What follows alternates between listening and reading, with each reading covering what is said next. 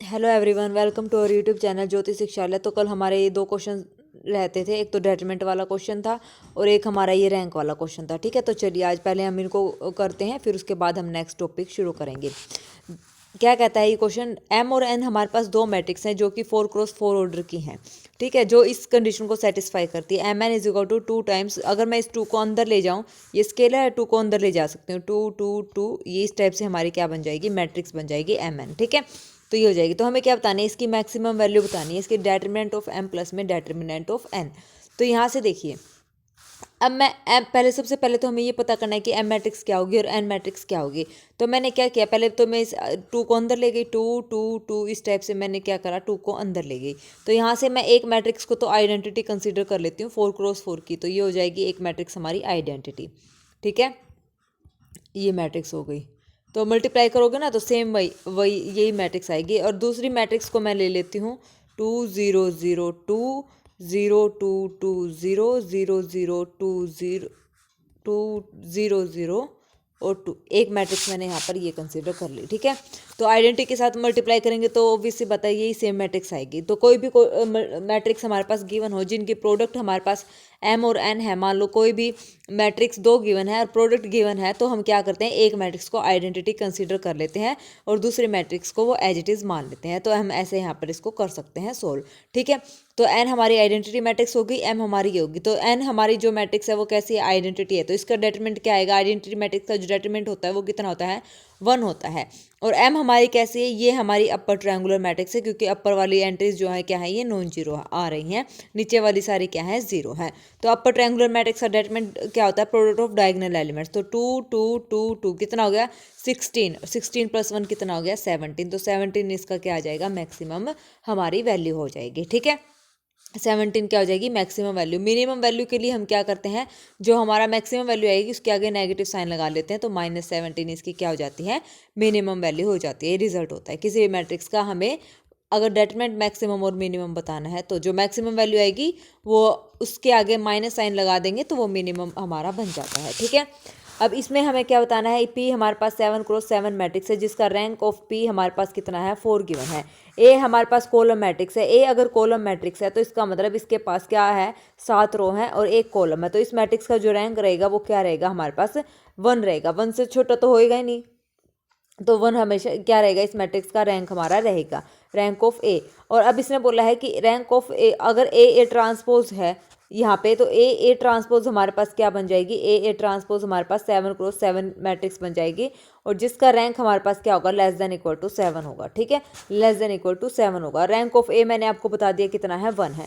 तो अब देखिए इसको हम सोल्व करते हैं। इसकी हमें एटलीस्ट वैल्यू बतानी है, एटलीस्ट कम से कम क्या होगी। ठीक है, कम से कम क्या होगी, तो मैं आपको दोनों मिनिमम और मैक्सिमम दोनों वैल्यू यहाँ पे बताती हूँ। तो सबसे पहले हमें एक रिजल्ट पता है क्या, कि rank of A plus b क्या होता है, <= रैंक ऑफ ए प्लस में रैंक ऑफ बी क्या होता है, रैंक ऑफ ए <= बी। तो ये इसकी मैक्सिमम वैल्यू यहाँ पे निकल रही है। मैक्सिमम वैल्यू क्या हो जाएगी, <= रैंक ऑफ ए, रैंक यहाँ पे ये पी है, तो रैंक ऑफ पी हमारा 4 है और रैंक ऑफ ये ए ट्रांसपोज क्या होता है, 7 और 7 से क्या हो सकता है, हमारे पास छोटा हो सकता है, लेकिन 7 से छोटा। लेकिन हमारे पास जो रैंक ऑफ ए मैट्रिक्स है उसका कितना आ रहा है, 1 आ रहा है, तो रैंक ऑफ ए ट्रांसपोज भी कितना रहेगा, 1 रहेगा।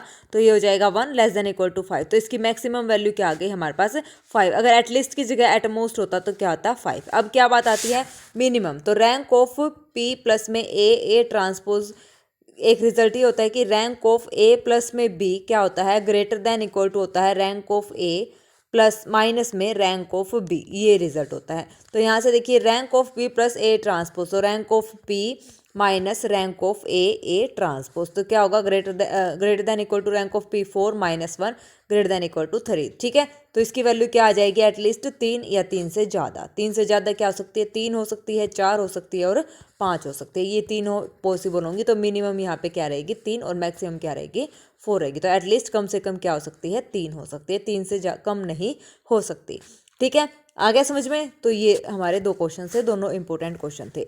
देखिए नेक्स्ट हमारा जो टॉपिक है वो है vectors in R n. R n में वेक्टर्स कैसे फाइंड आउट करते हैं और क्या होते हैं, क्या मतलब है इसका। तो देखिए वेक्टर क्या होता है, suppose we are counting natural number, हमने सपोज कर लिया कि हम नेचुरल नंबर की क्या कर रहे हैं, काउंटिंग कर रहे हैं, कहाँ तक, 5 तक, दैट मीन्स 1 2 3 4 5 ऐसे। Now let W is a symbol to denote this number with a particular subscript. तो हमने मान लिया कि W कोई भी एक सिंबल ले लिया हमने जो कि इन पर्टिकुलर सबस्क्रिप्ट को डिनोट कर रहा है। तो जैसे for example WI represent the ith natural number, तो यानी कि W1 हमारे पास क्या है, 1 है, सबस्क्रिप्ट नाम दे दिया इनको सबस्क्रिप्ट, ठीक है।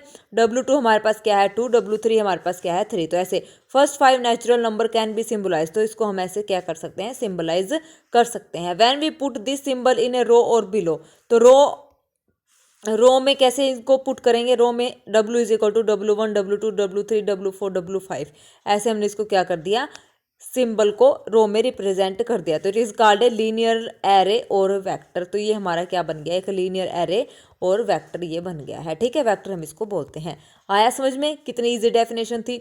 चलिए नेक्स्ट, अब वेक्टर इन Rn, Rn का मतलब क्या है, a vector is called n tuples if there is n number in it. अगर कोई भी वेक्टर है जिसमें हमारे पास n नंबर है तो वो हमारे क्या हो जाता है, Rn में वेक्टर हो जाता है। जैसे ये है, इसमें कितने हैं, 1 2 3 4 5, 5 नंबर है, तो ये कितने टप्पल्स का होगा, ये 5 टप्पल्स का हो गया। क्यों, क्योंकि इसके अंदर क्या है, 5 नंबर है, 5 एलिमेंट है, ठीक है। तो यही सेम है, v इज इक्वल टू 1 2, इसको कोमा में ऐसे लिखा, तो दिस इज अ 2 टप्पल और दिस इज अ 4 टप्पल और ये क्या है, 5 टप्पल। तो ऐसे ही कितने एलिमेंट है, n tuple, n number of elements, तो n टप्पल हो गया, ये हो गया वेक्टर इन Rn, ठीक है।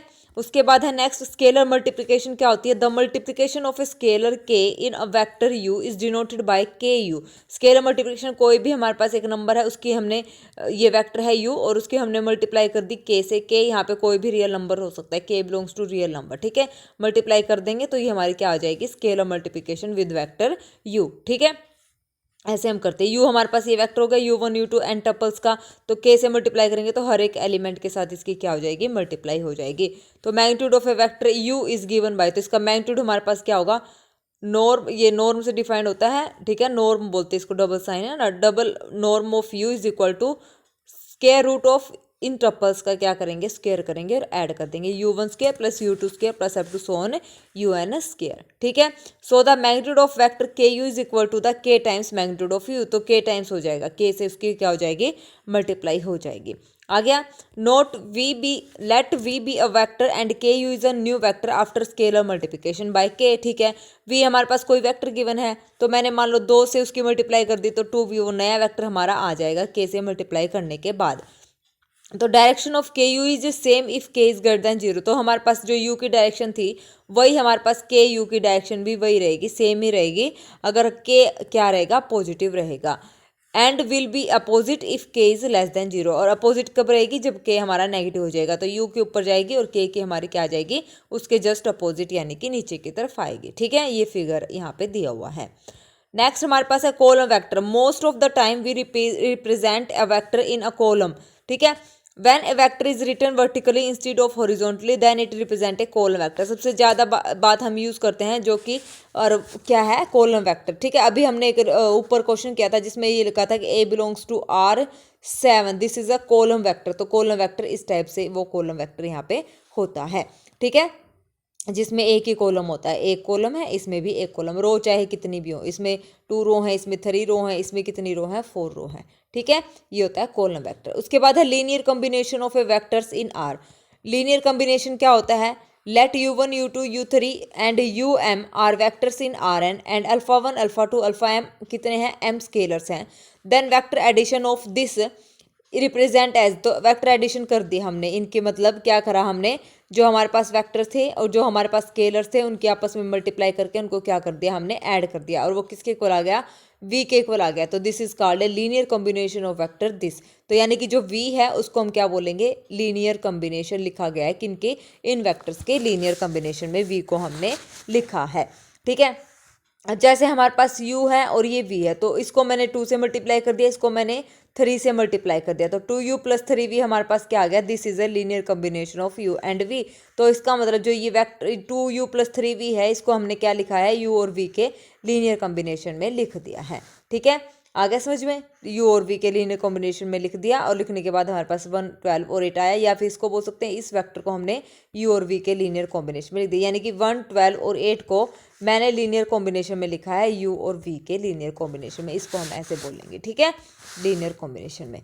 उसके बाद है नेक्स्ट डॉट प्रोडक्ट हमारी क्या होती है, u and v two vectors हैं, तो यू हमारे पास एन नंबर ऑफ एलिमेंट है, वी में भी हमारे पास एन नंबर ऑफ एलिमेंट, तो इनकी डॉट प्रोडक्ट करेंगे तो क्या आ जाएगी, फर्स्ट एलिमेंट की फर्स्ट के साथ u1 v1 plus u2 v2 last में un vn, तो फर्स्ट की फर्स्ट के साथ हमारी क्या हो जाएगी मल्टीप्लाई, और उसको हम क्या करते रहेंगे, ऐड करते रहेंगे।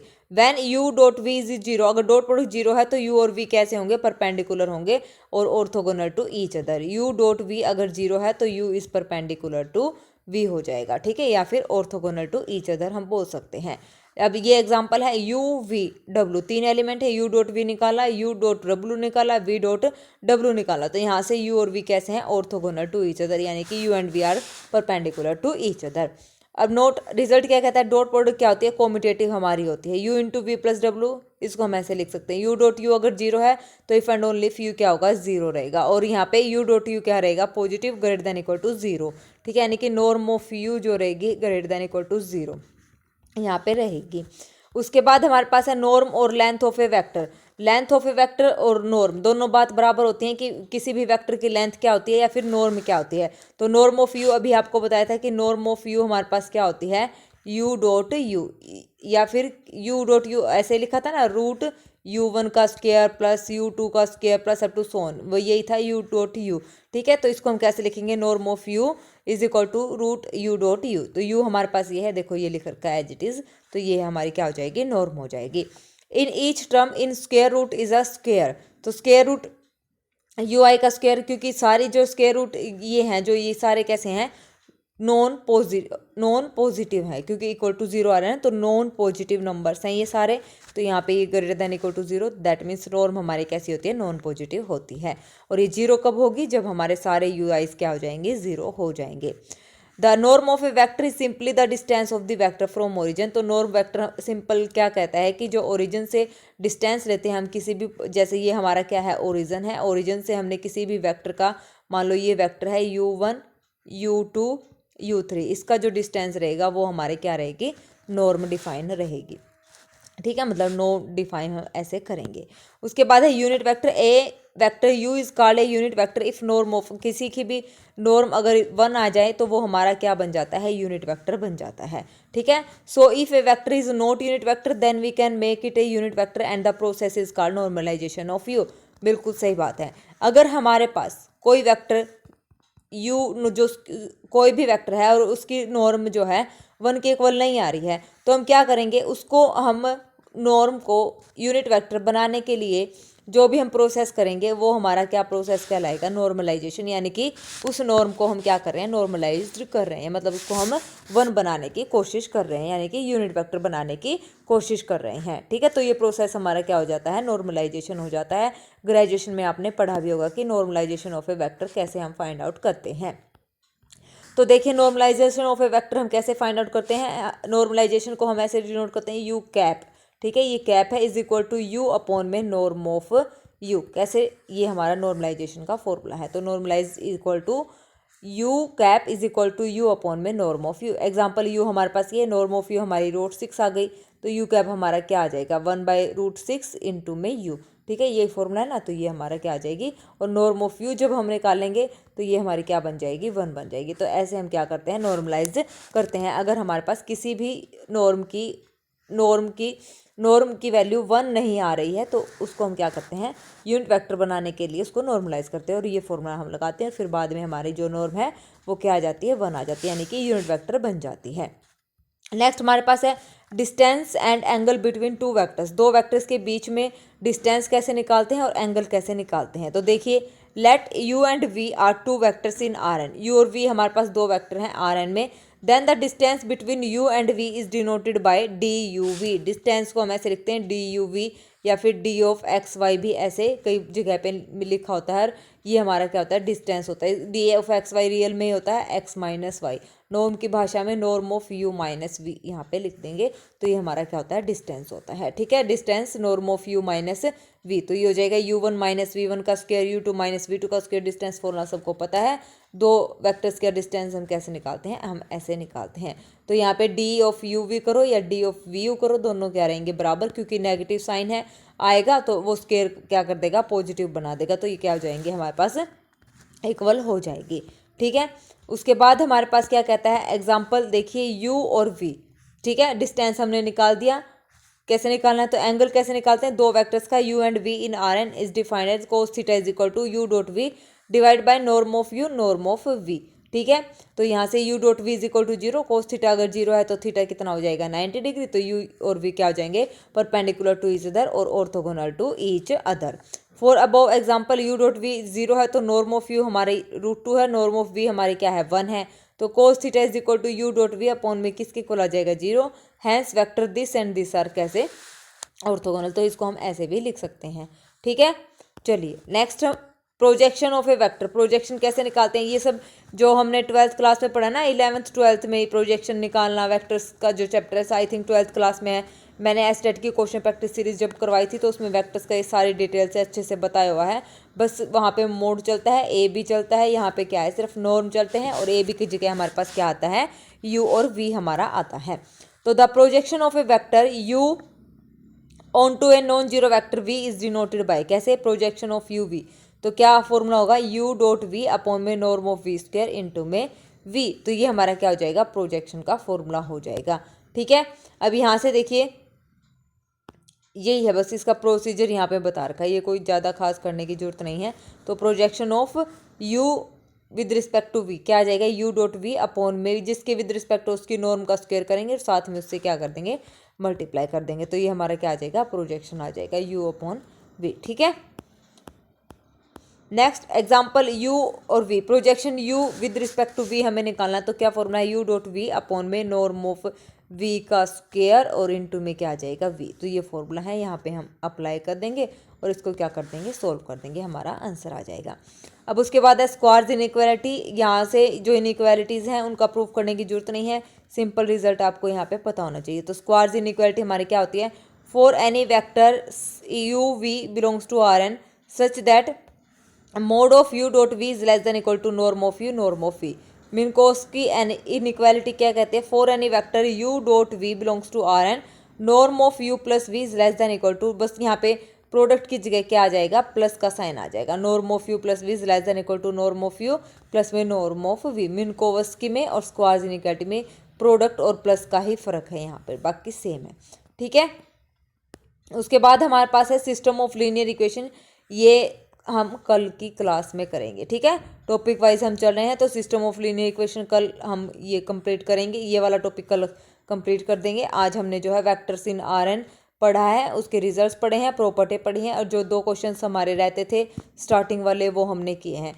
आज से पहले पिछली क्लासेस की जितनी भी वीडियोस आपने देखी हैं, अगर उनमें कोई भी डाउट है किसी भी क्वेश्चन में तो आप पूछ सकते हैं, चाहे वो कॉम्प्लेक्स की क्लास रही हो, चाहे वो आपकी लीनियर अलजेब्रा की क्लास रही हो। कॉम्प्लेक्स की क्लास में टोटल हमने 16 क्लासेस ली हैं, कॉम्प्लेक्स की टोटल 16 क्लासेस है, जिसमें आपको कंप्लीट सिलेबस वहाँ पे मिलेगा। कंप्लीट सिलेबस वहाँ पे मैंने आपको करवाया है CSIR नेट JRF का। और अब हम शुरू कर रखा है हमने लीनियर अलजेब्रा, लीनियर अलजेब्रा में भी कंप्लीट सिलेबस की जो है हम रिवीजन करेंगे। ठीक है, तो जैसे ही लीनियर ख़त्म होता है वैसे ही हम क्या कर देंगे, रियल यहाँ पे शुरू कर देंगे। तो रियल के बाद तीनों कंप्लीट होने के बाद फिर हम क्या करेंगे, प्रीवियस क्वेश्चन पेपर्स की प्रैक्टिस करेंगे। ठीक है, अगर आपको ये नोट्स चाहिए, कॉम्प्लेक्स की हमारी क्लास हो चुकी है कंप्लीट, कॉम्प्लेक्स की ये हैंड रिटन नोट्स है, मैंने आपको स्टार्टिंग में ही बताया था। तो कॉम्प्लेक्स की हो चुकी है, लीनियर की हमारी चल रही है। तो कोई भी क्लास का अगर आपको सेपरेट नोट भी चाहिए, नोट्स भी चाहिए, PDF चाहिए, तो वो आपको मिल सकता है। ठीक है, सेपरेट PDF तो वो आपको मिल जाएगा।